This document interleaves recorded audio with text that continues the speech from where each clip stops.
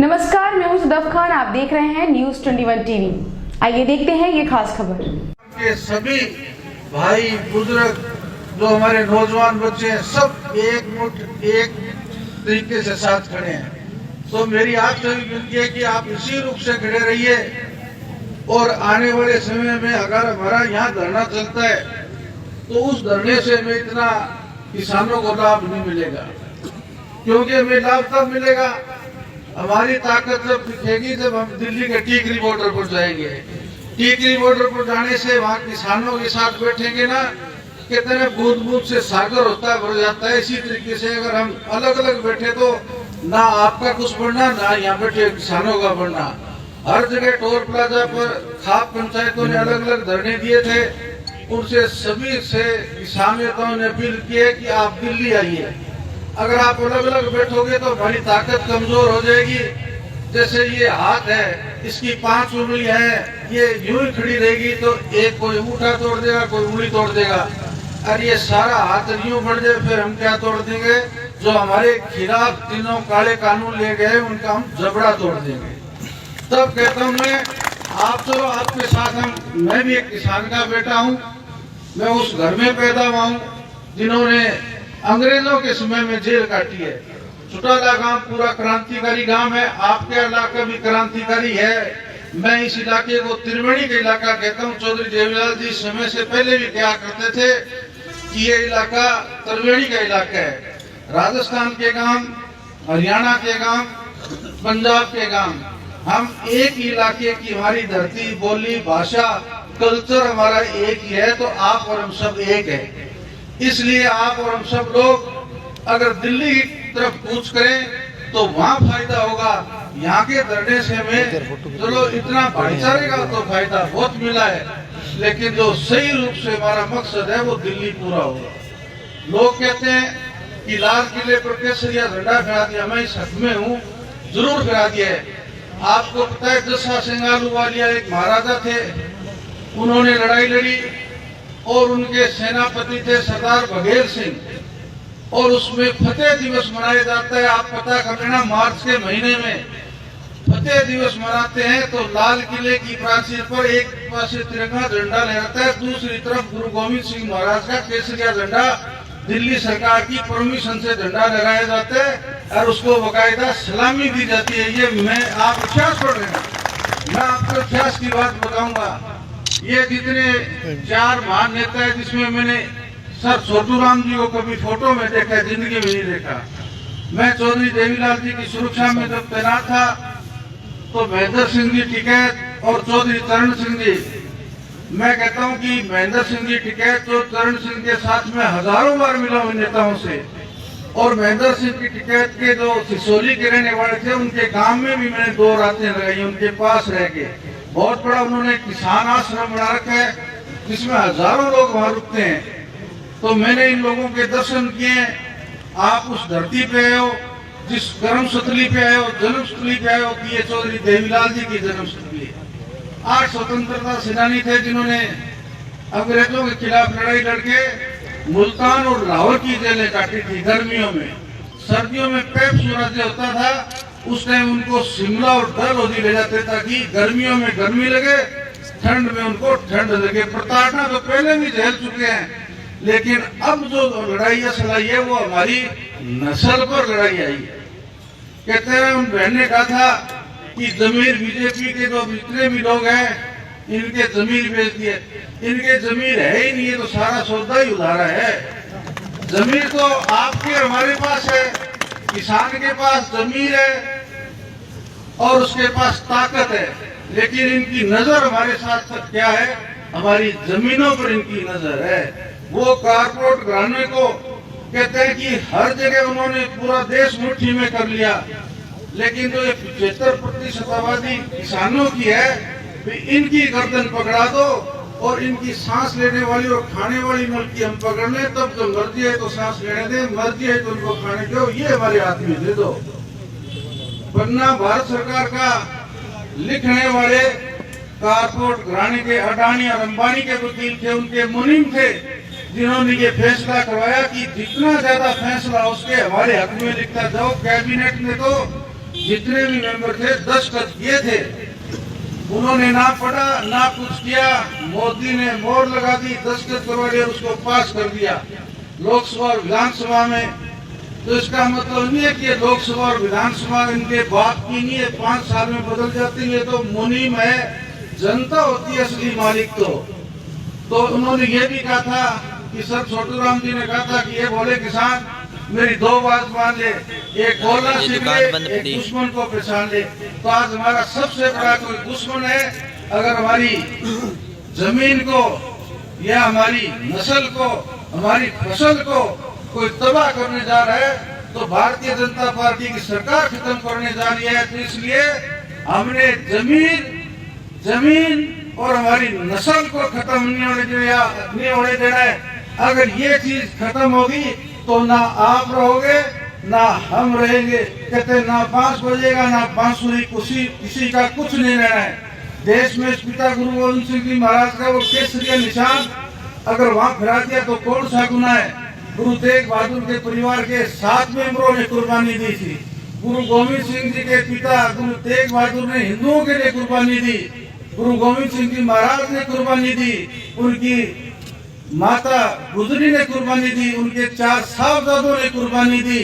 और उसके बाद में जब चारों बच्चे शहीद हो गए गुरु गोविंद सिंह जी महाराज के, तो गुरु माता ने गुरु गोविंद सिंह जी महाराज से पूछा कि मेरे बच्चे कहाँ हैं। बोले इन बच्चों के शीश कलम कर दिए, 4 मरे तो क्या हुआ, जीवित के ही हजारों लाख।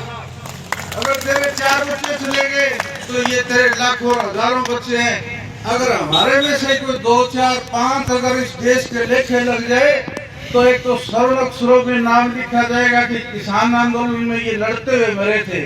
भूखे मरने से अच्छा लड़के मरो। हम कोई बिना मतलब की लड़ाई नहीं कर रहे, ना उकसाने की बात करते हैं। जो आदमी अपने हक के लिए ना लड़े मैं उसको इंसान नहीं मानता। कहता है ना जुल्म करने वाले से बड़ा पापी जुल्म सहने वाला है। ये मैं नहीं कहा, ये गुरु गोविंद सिंह महाराज की वाणी में आता है कि जुल्म करने वाले से सहने वाला बड़ा पापी है। तो अगर ये जुल्म करते जाएंगे भाजपा वाले और हम सहते जाएंगे तो पापी कौन कहलाएंगे कि हम कहलाएंगे। आज हमारी तादाद, आज हमारी बल शक्ति इतनी है कि आज हम देश की राजधानी को भी काबू कर सकते हैं। और उसको मान लो आज कंटीली तार लगा दी। आज बीएसएफ में, सीआरपी में, सेना में कहाँ के बच्चे हैं, इंस्पेक्टर से लेके सिपाही तक किसानों के बच्चे हैं। आज सड़कों पर कौन बैठा है, किसान बैठा है। हमारे ऊपर हमारे जो बच्चे जो देश की सुरक्षा कर रहे हैं वो कोई भी गोली नहीं चलाएंगे। चाहे उनको कहते ना एक बार बंदूक भी यूं करके दिखा दो तो भी नहीं करेंगे। भाजपा वाले जरूर हमें मार के सोते हैं, सुबह वो किसान हमरो ठाठे मारता वही दिखाई देता है। तो दोस्तों ये तो इतने निर्भाग है। अब आप चंडीगढ़ दिल्ली चले जाओ, जो जिसको शादीशुदा है उसको तो लोग किराए मकान देते हैं, जिसकी शादीशुदा नहीं है उसको मकान किराए नहीं देते। आपने हमने तो इनको देश दे दिया, ये देश चला रहे बेईमान, इसलिए इनसे छुड़ाओ। जब तक ये राज शासन से नीचे नहीं आएंगे तब तक आपकी हमारी जीत नहीं होगी। अगर जीतना है तो चौधरी देवीलाल जी ने, मुरारजी देसाई की सरकार थी, किसानों को मुआवजा मिलने की बात थी तो चौधरी देवीलाल जी ने, चौधरी चरण सिंह ने वोट क्लब पर रैली करी। उस रैली में लाखों की संख्या में किसान पहुंचे तो चौधरी देवीलाल जी को बुला के कहा गया कि आप मुख्यमंत्री के ओहदे से चले जाओगे। उन्होंने कहा कि ये ओहदा तो मेरे लिए बाद की बात है, पहले मैं किसान का बेटा हूँ, मुख्यमंत्री बाद में। तो उन्होंने त्याग किया। उन्होंने प्रधानमंत्री का पद त्याग किया। अरे त्याग वाले का नाम तो स्वर्ण अक्षरों में लिखा जाता है, गद्दार का नाम बहुत नीचे श्रेणी में आता है। वहाँ भी नीचे की श्रेणी में है कि ये गद्दार था। इस किसान आंदोलन में मेरा आपको इस इलाके के लोग हैं, राजस्थान के हो, पंजाब के हो और हरियाणा के हो, आपका हमारा फर्ज बनता है आप यहाँ से उठो और दिल्ली की तरफ कूच करो ताकि हमें वहाँ उन किसानों का मदद करनी चाहिए। 6 तारीख को जो किसान आंदोलन है, किसान नेताओं ने सब ने एक आवाज में कहा है कि भारत में चक्का जाम होना चाहिए। तो बताओ उस दिन आप राजस्थान में चक्का जाम करो, आपका नेशनल हाईवे है, आपके स्टेट हाईवे है, चुटाला गांव के लोग यहाँ रोके, वो तो बात की बुलानी गए। उस दिन आप 26 के शामिल हो गए क्या? चुटाला गांव के जितने भी लोग हैं बंद में, बिल्कुल चक्किया जाम तो यहाँ करो। और आप राजस्थान से आए हुए हमारे भाई मित्र दोस्तों, आपको राजस्थान में काम करना चाहिए। ये सबसे बड़ी जो शहीद हुए ना किसान उस आंदोलन में, उनको सच्ची श्रद्धांजलि यही होगी, ताकि उनकी आत्मा को शांति मिले कि वो तो आज देश से चले गए, इस दुनिया से चले गए, लेकिन उनके वारिस तो आज भी जिंदा, उनके वारिस आप और हम हैं। इसलिए हमारा फर्ज बनता है, और हमारा ये एक फर्ज भी है, हमारा कर्म भी है और हमारा धर्म भी है। इसमें जात पात ना समझो कि किसी ने केसरिया लहरा दिया, किसी ने फलाना झंडा लहरा दिया। सब हम एक ही इंसान है, एक ही है हमारी जात, किसान है। ये मानोगे लड़ाई हम जीतेंगे। लड़ाई किसी हालत में नहीं हारेंगे, क्योंकि जब किसान जाग जाता है तो वापिस वो घर तब आता है जब उसको अपने हक मिल जाए। और ये बीजेपी वाले कहते हैं महंगाई नहीं है। अरे आज डीजल देखो 100 रुपए के नजदीक डीजल कर दिया, पेट्रोल कर दिया। आप कोई भी डीएपी है, यूरिया है, जिंक है, खाद है, कितनी महंगी कर दी। उस हिसाब से हमारी फसलों के दाम हमें नहीं मिलते। तो ये क्या जानते हैं? हमें तो पता है किसान के बेटे हैं, हमारे घर में तो बाहर छूट मुकलावा आता ही है। तो उनको कोई गर्मियों के कपड़े, किसी को सर्दियों को देने पड़ते हैं। गृहिणी घर चलाती है तो घर में माँ या घरवाली भी पैसे मांगती है।